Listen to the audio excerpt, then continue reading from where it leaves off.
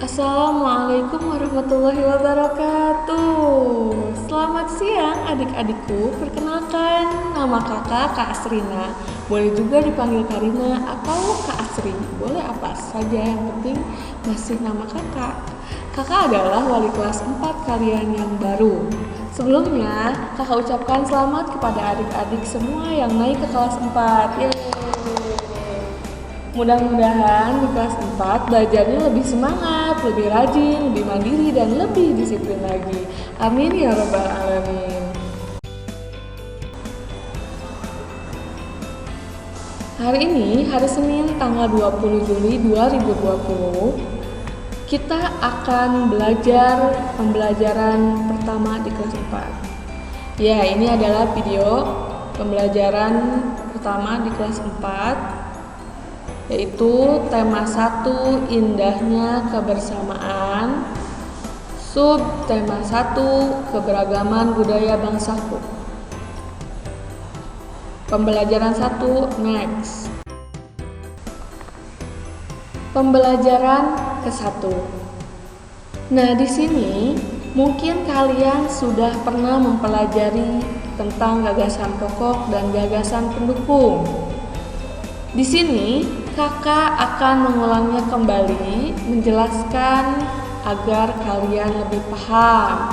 Yang tadinya mungkin ada yang lupa, menjadi ingat kembali. Yang mungkin tadinya ingat-ingat sedikit, jadi lebih ingat.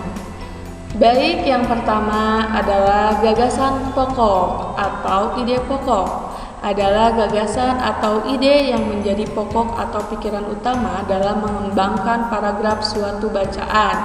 Jadi, gagasan pokok adalah inti bahasan dari suatu paragraf.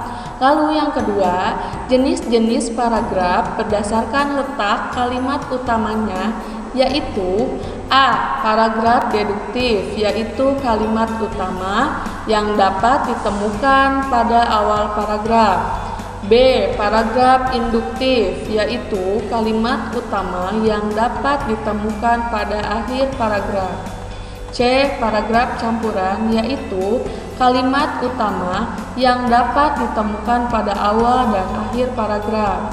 Lalu yang ketiga, gagasan mendukung adalah berupa informasi kalimat-kalimat penjelas yang memberi tambahan untuk gagasan utama. Setelah kalian tadi menyimak penjelasan dari kakak, nah kakak di sini akan memberikan tugas ya kepada kalian. Apakah kalian tadi sudah paham atau belum ya? Jadi di sini kalian bisa mengukur kemampuan diri kalian. Apakah kalian tadi betul-betul menyimak penjelasan kakak? Nah di sini, sebelum kalian mengerjakan tugas, biasakanlah berdoa dulu ya, dengan mengucapkan Bismillahirrahmanirrahim. Di sini ada 2 tugas. Kerjakan tugas berikut. Yang pertama, bacalah teks pawai budaya pada halaman 1 sampai 2. Lalu yang kedua, halaman 3, 4, 5, dan 6 diisi menjadi tugas mandiri.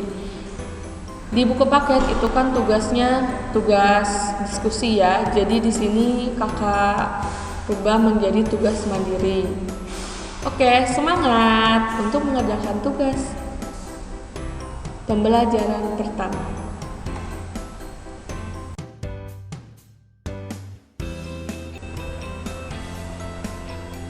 Baik, adik-adikku, sekarang kita akan belajar tentang keragaman budaya di Indonesia. Ya, seperti subtema 1, keragaman budaya bangsaku. Nah, kita ini harus bangga menjadi warga negara Indonesia. Mengapa kita harus bangga? Karena bangsa Indonesia ini sangat kaya akan budayanya, akan alamnya.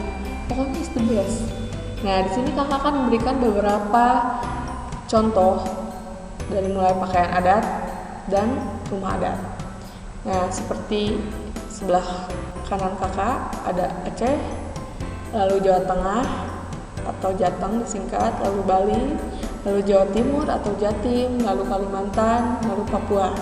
Dan di bawahnya terdapat contoh rumah adat juga. Yang pertama Sumba atau Sumatera Barat, lalu yang kedua Jateng atau Jawa Tengah, yang ketiga Bali, yang keempat Papua.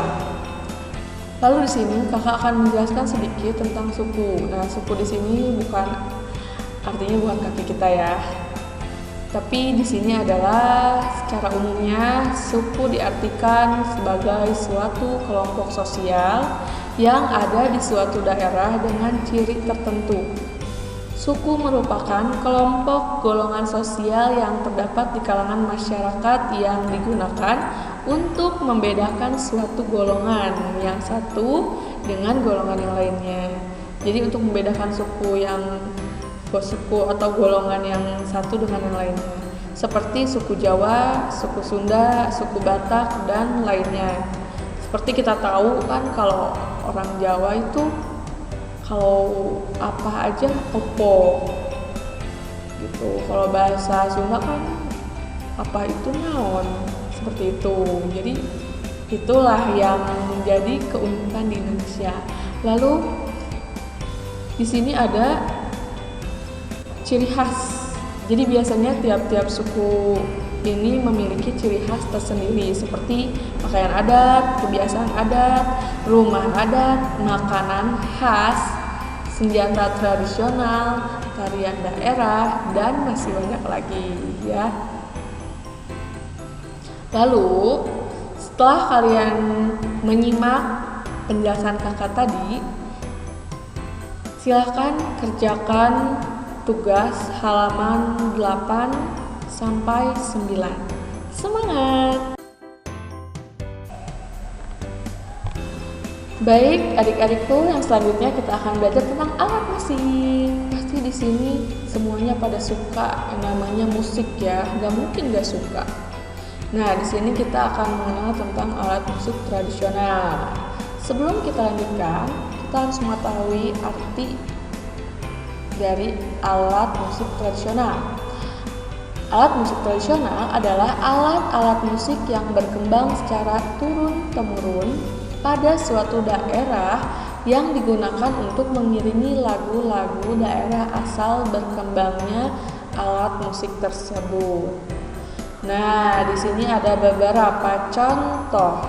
Yang pertama adalah sasando yang berasal dari NTT atau Nusa Tenggara Timur. Lalu yang kedua adalah angklung dari Jawa Barat. Yang ketiga adalah panting dari Kalimantan Selatan. Nah, setiap alat musik itu dimainkannya dengan cara yang berbeda-beda. Ada yang dipukul, ada yang dipetik, ada yang digesek, ada yang ditiup. Nah, seperti itu. Yang selanjutnya, silakan kalian pelajari lagi, dibaca kembali atau diamati halaman 10. Lalu kalian isi atau kerjakan halaman 11 sampai halaman 12. Oke, semangat!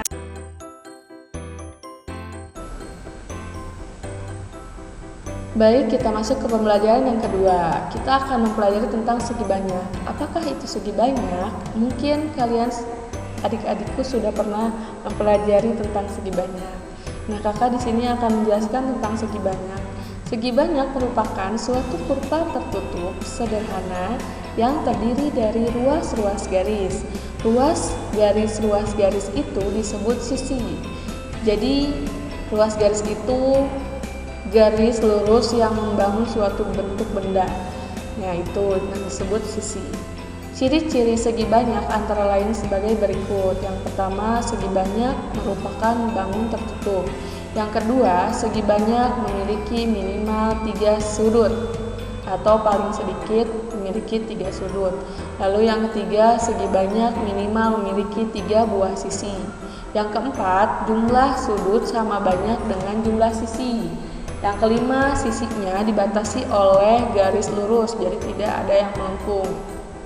Lalu di sini ada contoh dari segi banyak. Segi banyak itu terbagi 3, yaitu segitiga beraturan, contohnya persegi, segi 5, segi 6, dan segi 8. Lalu yang kedua, segi banyak tidak beraturan. Contohnya di situ ada jajar genjang, ada tanda panah, ada persegi panjang, dan ada simbol seperti tanda tambah. Lalu yang ketiga, bukan segi banyak. Contohnya ada love, ada setengah lingkaran, dan ada seperti persegi tapi ada garis yang melengkung, itu jelas bukan termasuk segi banyak. Lalu ada seperti persegi panjang tapi di situ dia garisnya ada yang melengkung juga, jadi jelas itu bukan segi banyak. Nah, setelah kakak jelaskan, silakan kalian buka halaman 121, dibaca dulu terlebih dahulu, dipahami, lalu dikerjakan. Semangat.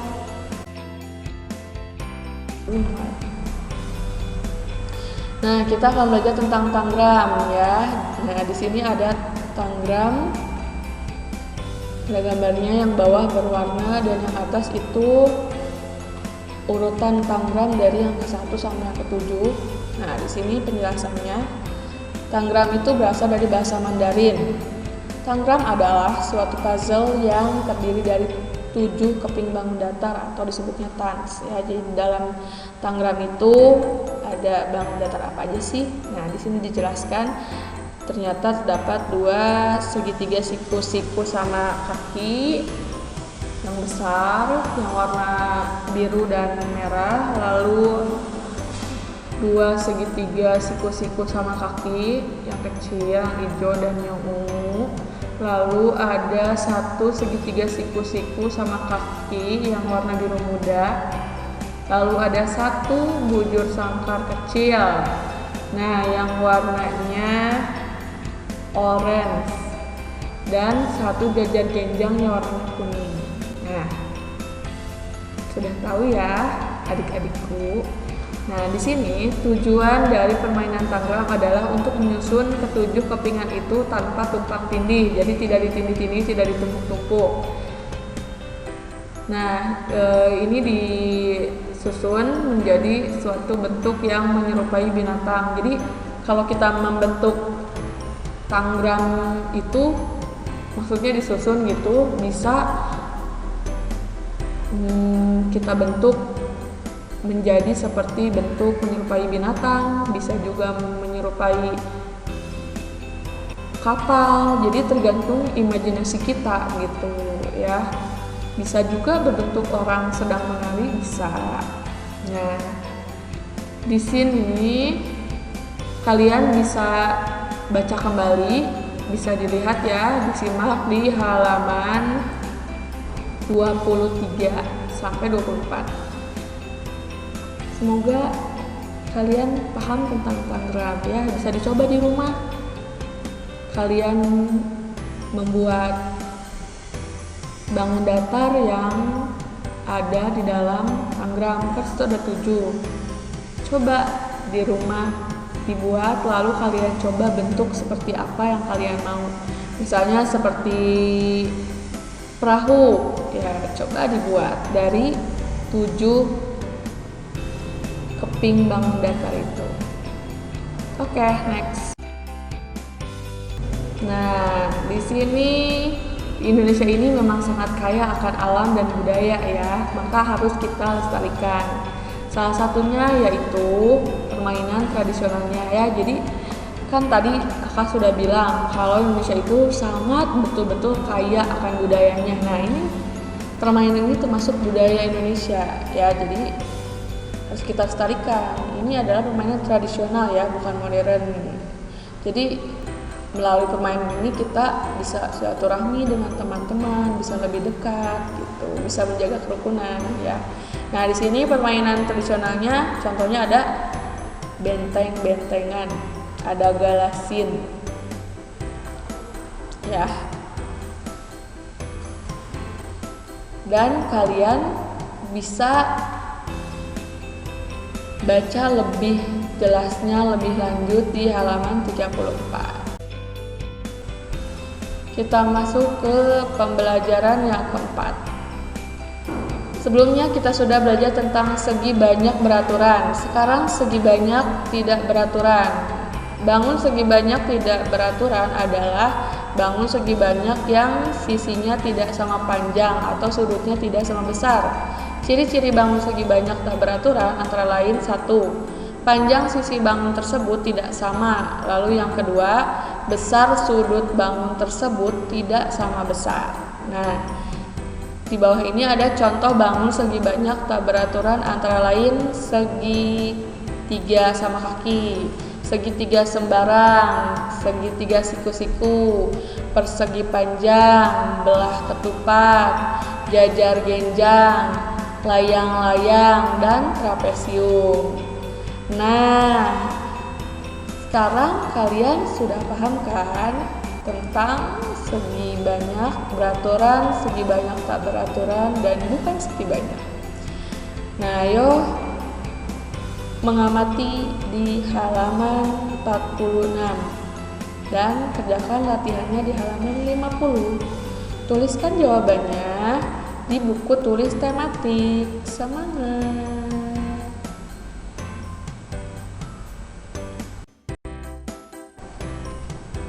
Oke, next. Ya, ini kita mengingat kembali ke pembelajaran yang awal. Apakah kalian masih ingat tentang cerita pawai budaya? Suku apa saja yang kamu ingat dalam pawai tersebut? Sekarang kita akan mengenal salah satu suku yang ada di Indonesia, yaitu suku Minang. Nah, ini kita sudah masuk ke dalam pembelajaran 5 dan 6 ya. Nah, di sini ada contoh rumah adat dan pakaian adat suku Minang. Nah, sekarang kakak akan memberikan tugas kepada adik-adik ya. Sini. Yang pertama adalah ayo membaca halaman 58 sampai 59, lalu yang kedua kerjakan halaman 72. Alhamdulillah, kita udah selesai nih pembelajaran hari ini.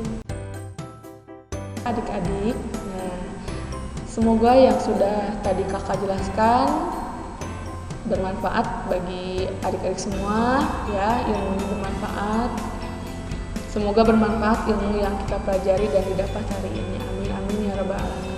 Terima kasih pada adik-adik yang sudah menyimak video kakak. Mohon maaf apabila banyak kekurangannya. Semoga bisa dipahami. Wassalamualaikum warahmatullahi wabarakatuh.